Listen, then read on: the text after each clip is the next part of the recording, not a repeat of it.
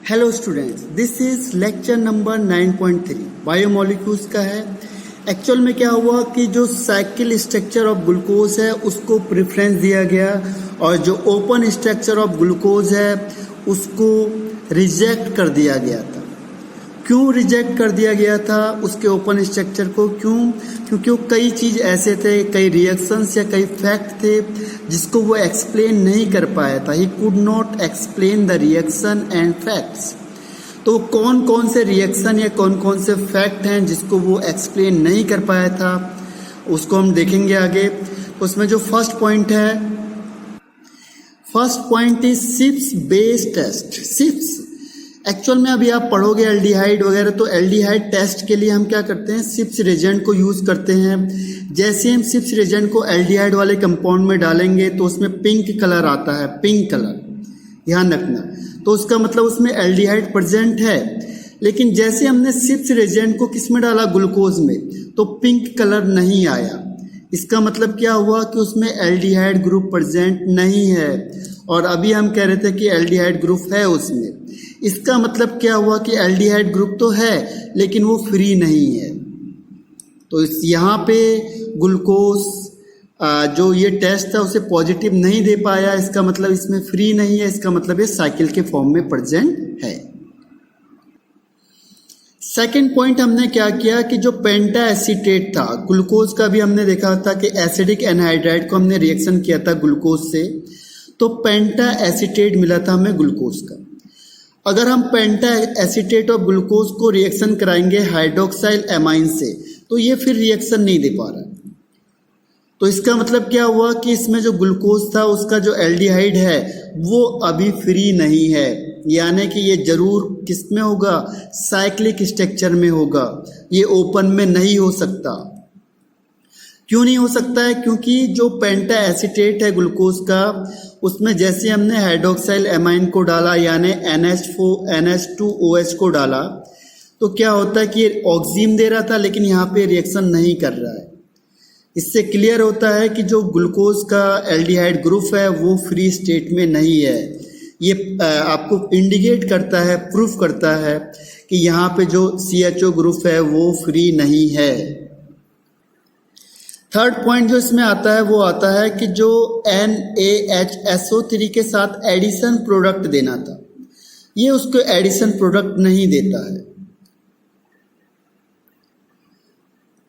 जो it does not form the hydrogen sulphide addition product with NaHSO3। इसके साथ जो आपका एडिशन प्रोडक्ट देना चाहिए था वो एडिशन प्रोडक्ट नहीं देता है। एडिशन कैसे, देखो Na में प्लस चार्ज, इसमें माइनस चार्ज।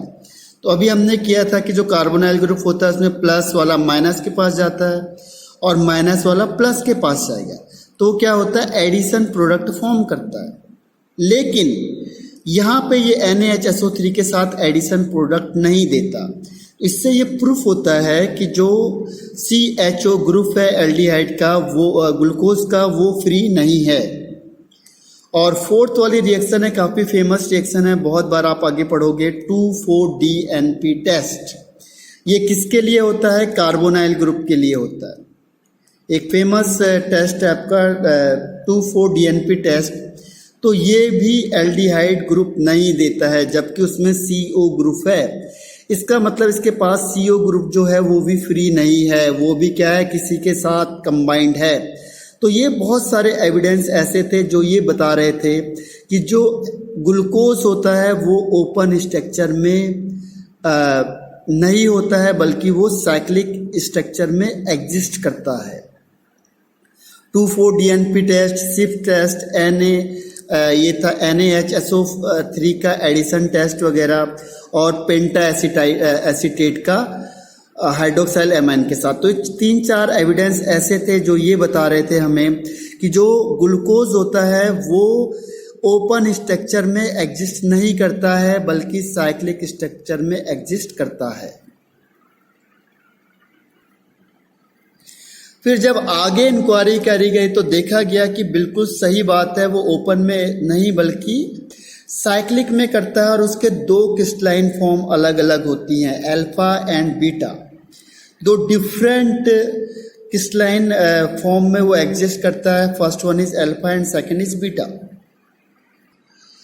तो हम अल्फा फॉर्म को कैसे ऑब्टेन करेंगे, कैसे बनाएंगे? तो देखा गया कि जो कंसंट्रेटेड सॉल्यूशन ऑफ ग्लूकोज होता है उसका उसने क्या किया, क्रिस्टलाइजेशन किया। क्रिस्टलाइजेशन किया 303 केल्विन टेम्परेचर यानी लगभग रूम टेम्परेचर में। तो हमें अल्फा ग्लूकोज मिला जिसका मेल्टिंग पॉइंट होता है 419 केल्विन। कैसे? जो ग्लूकोज था, ग्लूकोज का हमने क्रिस्टलाइजेशन किया रूम टेम्परेचर यानी 303 केल्विन टेम्परेचर पे, तो हमें अल्फा ग्लूकोज मिला, अल्फा ग्लूकोज। और बीटा ग्लूकोज कैसे मिलेगा? देखो बीटा ग्लूकोज भी हमें क्रिस्टलाइजेशन करके ही मिलता है। बीटा ग्लूकोज भी हमें कैसे मिलेगा? क्रिस्टलाइजेशन करेंगे hot and concentrated aqueous solution of glucose. Glucose के हॉट और कंसंट्रेटेड एक्वस सॉल्यूशन में, और इसमें टेम्परेचर मेन है, देखो 371 केल्विन टेम्परेचर, 371 केल्विन टेम्परेचर यानी 98 डिग्री सेल्सियस पे लगभग। तो इसमें टेम्परेचर बहुत ज़्यादा दिया हमें तो हमें बीटा मिलेगा, टेम्परेचर कम कर दिया तो हमें अल्फा मिलेगा। और इसका मेल्टिंग पॉइंट होता है 423 यानी 423 केल्विन। अब आया कि प्रॉब्लम क्या थी कि साइक्लिक स्ट्रक्चर बनाएंगे कैसे ग्लूकोज का। तो देखा गया कि मैक्सिमम 6 मेंबर रिंग की बनेगी। क्यों? क्योंकि 6 मेंबर या 5 मेंबर होते हैं जो ज़्यादा स्टेबल होते हैं, इसलिए 6 मेंबर रिंग को चुना गया इसके लिए, यानी इसकी स्टेबिलिटी यहाँ पे ज़्यादा थी। और कनेक्शन कैसे किया गया? C1 से C5 को कनेक्ट किया गया ओपन चेन से, तो उसकी वजह से हमें बनेगा हमें मिलेगा cyclic structure of glucose. C1 और C5 को कनेक्ट कर दिया। देखो मैं करके बताता हूँ आपको। फिर हमने देखा फिशर प्रोजेक्शन के थ्रू। देखो ये कहीं पे भी ऐसे बनेगा तो समझ जाना ये फिशर प्रोजेक्शन है। हमने क्या किया, C1 और C5 को आपस में कनेक्ट कर दिया, जोड़ दिया। तो यहाँ से क्या होगा, जो ये हाइड्रोजन यहाँ से निकलेगा वो इस ऑक्सीजन के पास चले जाएगा, तो यहाँ बन जाएगा OH। अब ध्यान रखो इसमें कई बार ये क्वेश्चन आता है, ये sp2 हाइब्रिडाइजेशन है, sp2, और जब ये यहाँ से इसमें साइकिल में चेंज होगा तो ये बन जाएगा sp3। sp2 का मतलब ये प्लेनर है, दिस वन इज प्लेनर, तो ये अटैक कहीं से भी कर सकता है, चाहे वो फॉरवर्ड से चाहे वो बैकवर्ड से। इसीलिए हमें 2 अलग अलग टाइप के प्रोडक्ट मिलते हैं। अगर ये इधर से अटैक करेगा तो यहाँ पे मिलता है हमें ये अल्फा, और अगर ये बैक साइड से अटैक करेगा तो हमें मिलता है बीटा, क्योंकि ये प्लेन में है। तो ध्यान रखना कई बार क्वेश्चन आता है कि इसका हाइब्रिडाइजेशन बताओ, तो यहाँ पे sp2 हाइब्रिडाइज होगा और इस केस में साइकिल में sp3 हाइब्रिडाइजेशन होगा। तो देखो 1 और 5 कनेक्ट हो गए, ये ऑक्सीजन इसके बीच में आ गया, OH यहाँ से निकलेगा और इसके साथ अटैच हो गया। बाकी पूरा कॉन्फ़िगरेशन सेम होगा। अगर OH आपका कहाँ हो गया, लेफ्ट हैंड साइड में, राइट हैंड साइड में तो अल्फा और लेफ्ट हैंड साइड में तो बीटा। सिंपल सा कॉन्सेप्ट है, बाकी कुछ नहीं है इसमें 2 चीज़ें पूछी जाती है। पहला हाइब्रिडाइजेशन क्या होगा, इसमें एक चीज़ और आता है, कायरल कार्बन कितने होंगे। देखो इसमें कायरल कार्बन ओपन में होते हैं 1 2 3 and 4। There are 4 chiral carbon atom in open chain.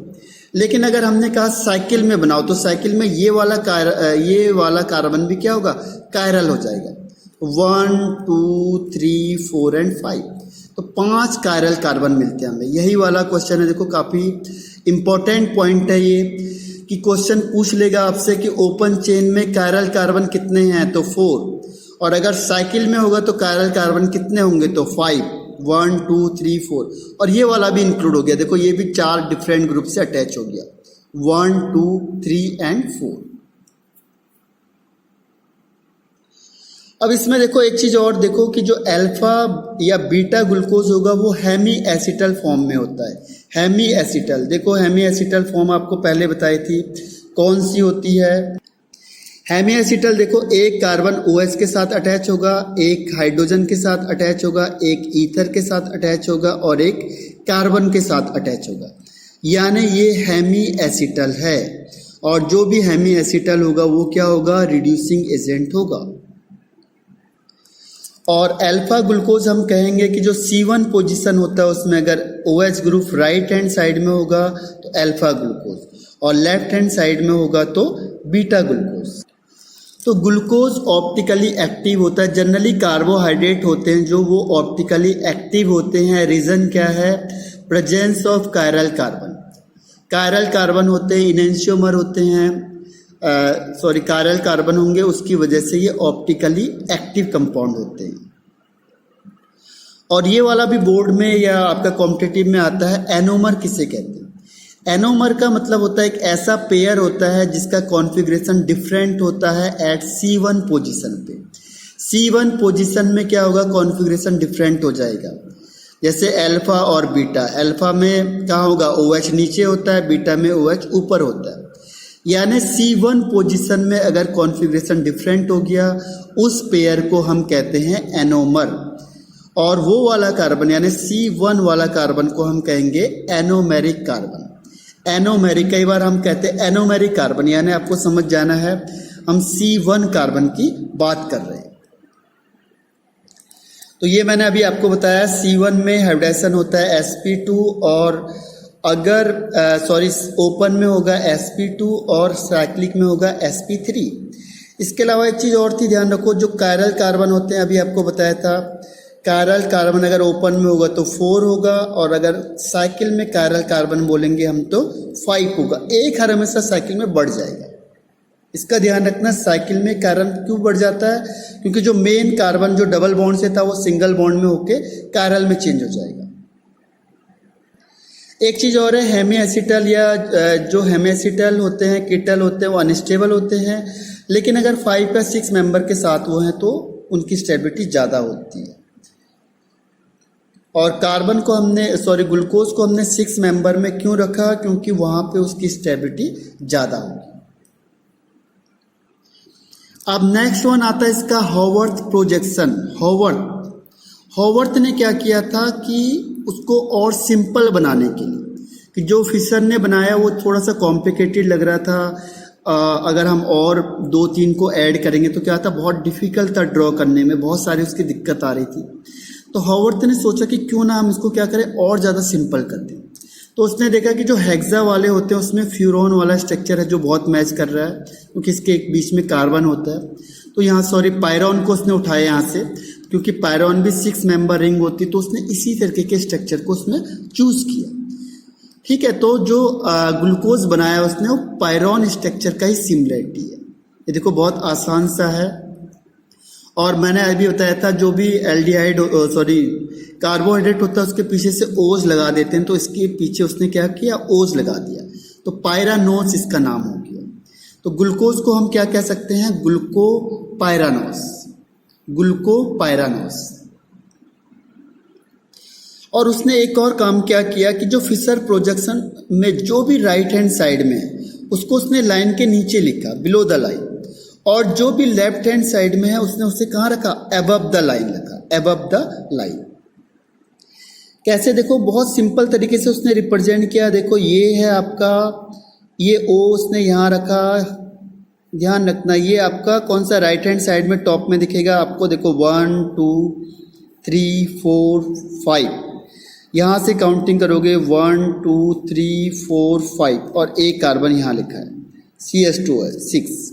अब देखो फर्स्ट में OH अगर नीचे होगा तो अल्फा ग्लूकोज, बाकी देखो फर्स्ट के बाद सेकंड में भी OH नीचे होता है, थर्ड में OH ऊपर होता है, फोर्थ में OH नीचे, यानी केवल थर्ड में OH ऊपर होगा, बाकी H लगा दो, कोई दिक्कत ही नहीं। This is called alpha glucose. ऐसे अगर उसने बोला बीटा बनाना है तो बहुत सिंपल सा टर्म्स ले लो। चेंज कहाँ पे किया, देखो पहले उसने फ्यूरॉन की तरह बना दिया उसे, पायरॉन की तरह सॉरी। अब जो 1 पोजीशन पे OH है उसे ऊपर लिख दो, बाकी एज इट इज। देखो 1 के में ऊपर, 2 में OH नीचे, 3 में OH ऊपर, 4 में फिर OH नीचे, और 5 को तो हम कह ही नहीं सकते क्योंकि उसमें OH होता नहीं है, और 6 ये हो गया। तो इस तरीके से बना, this is called beta glucose. अब देखो C1 पोजीशन में कॉन्फ़िगरेशन डिफरेंट है तो इसे कहते हैं एनोमर।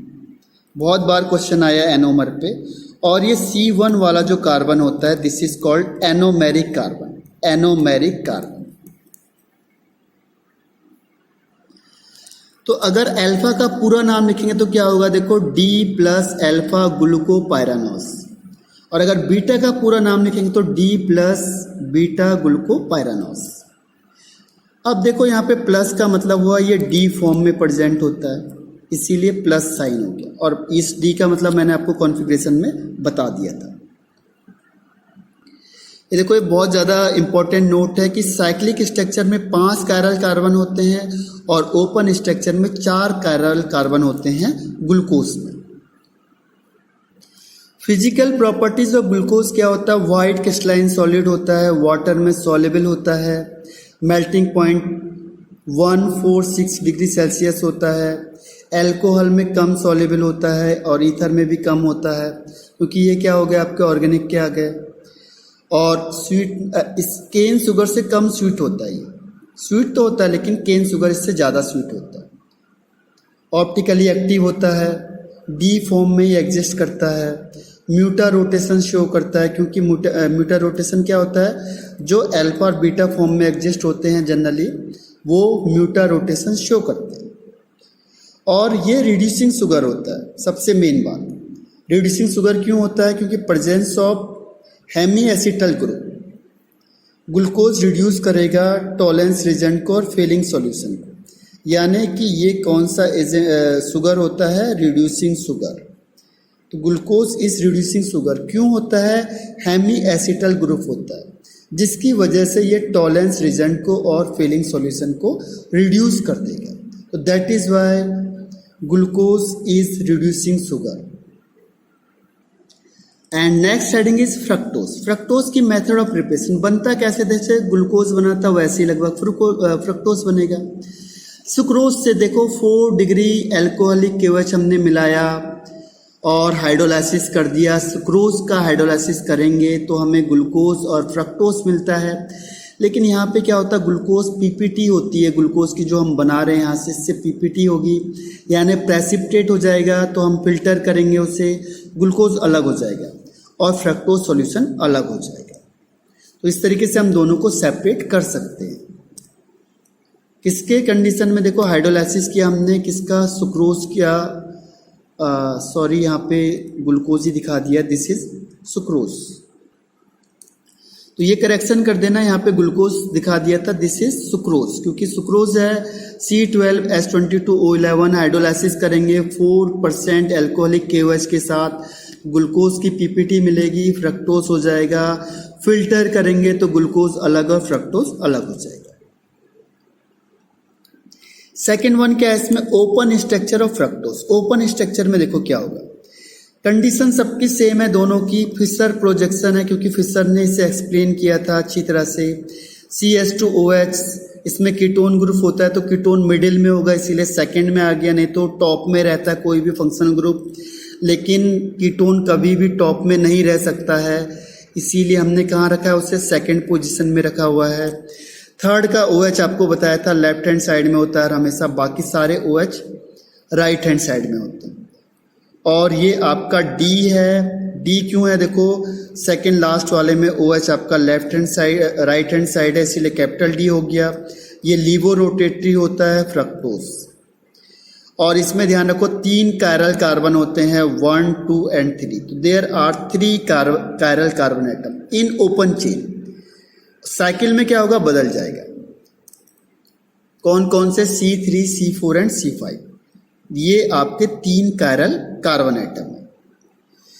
तो फ्रक्टोज क्या होता है, रिड्यूसिंग शुगर होता है, क्योंकि इसमें फ्री कीटोनिक ग्रुप होता है, तो इसीलिए क्या होता है, रिड्यूसिंग शुगर आता है।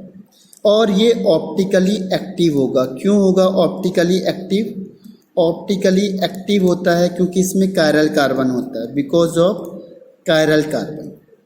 3 कायरल कार्बन होते हैं ओपन चेन में, लेकिन साइकिल में कितने हो जाएंगे, 4 हो जाएंगे, मैंने कहा था 1 बढ़ जाएगा, देखो कैसे बढ़ता है। तो लगभग सेम रीजन था जैसे आपने ग्लूकोज का पढ़ा था, लगभग वैसे ही रीजन इसमें है फ्रक्टोज में, कि जो ओपन स्ट्रक्चर था उसका फेल हो गया था, फिर फिशर ने उसे प्रोजेक्शन किया था, लेकिन ये भी क्या था, कॉम्प्लिकेटेड बना, स्टडी तो करनी है इसकी, लेकिन क्या है, दिस वन इज कॉम्प्लिकेटेड। इसमें उसने किसको ऐड किया, देखो C2 को किया था C5 के साथ ऐड किया था।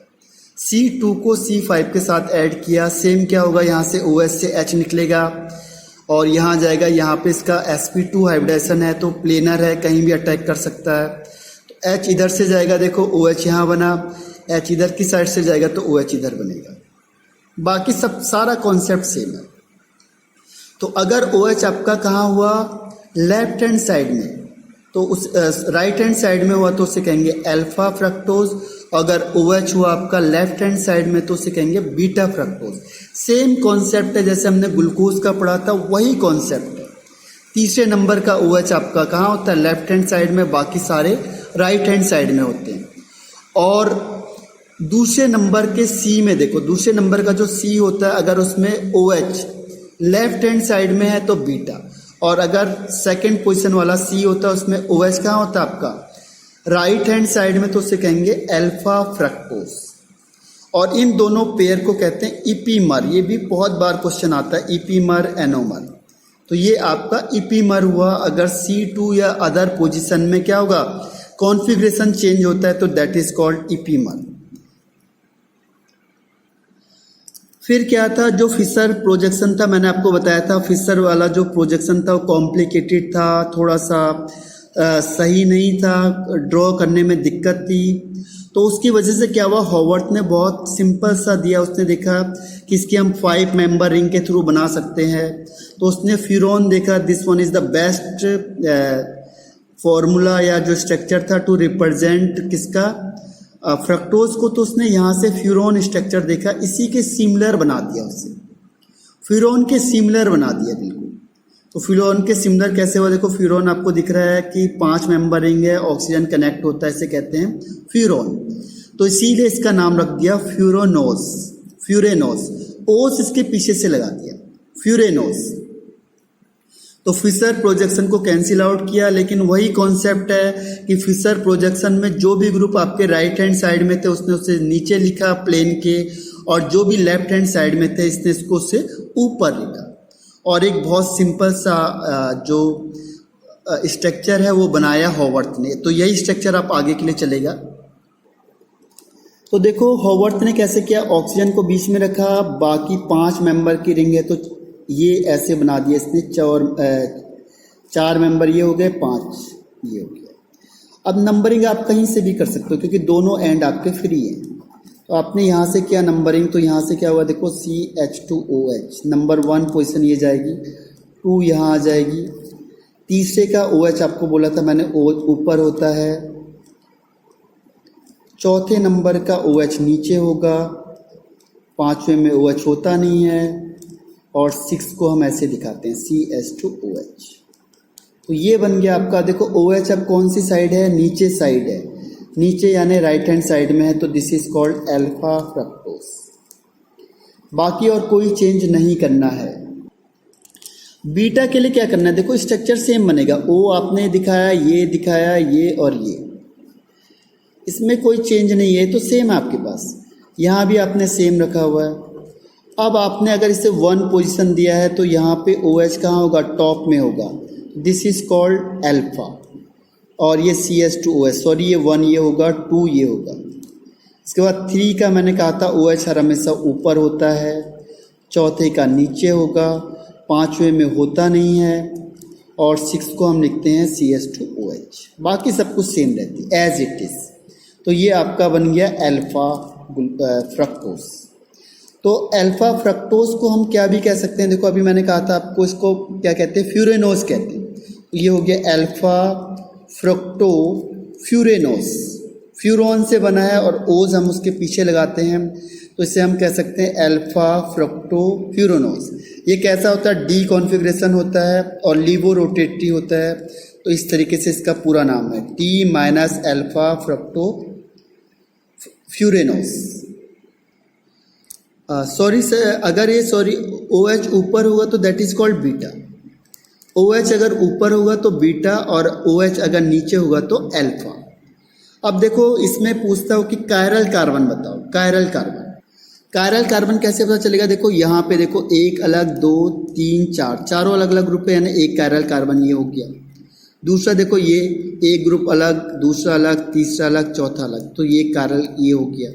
एक ये देखो, ये अलग, ये अलग, ये अलग, ये अलग, तो तीसरा ये, चौथा ये। तो ध्यान रखो, ओपन में 4 कायरल कार्बन होते हैं, सॉरी क्लोज में, साइक्लिक में 4 कायरल कार्बन होते हैं, किसमें? फ्रक्टोज में। और जबकि ओपन स्ट्रक्चर में 3 कायरल कार्बन होते हैं। तो ये कई बार आपको कॉम्पिटिटिव में पूछ लेता है, या आपको हाइब्रिडेशन पूछ लेगा। जब साइक्लिक था तो हाइब्रिडेशन यहाँ पे था sp2, और जब ये रिंग होगा तो यहाँ पे हाइब्रिडेशन होता है sp3। ध्यान रखना है, क्योंकि सारे सिंगल बॉन्ड हो गए। तो इसमें क्वेश्चन आते हैं, और स्ट्रक्चर हम आगे इसको पूरा डिटेल से पढ़ते हैं इसमें स्ट्रक्चर को। तो फाइनली ये स्ट्रक्चर है कि अगर OH आपका बॉटम में यानी नीचे हुआ तो अल्फा, और ऊपर हुआ तो बीटा फ्रक्टोज। तो ये आपका आज का ये लेक्चर जो नेक्स्ट है ये आपका फिनिश होता है। Thank you.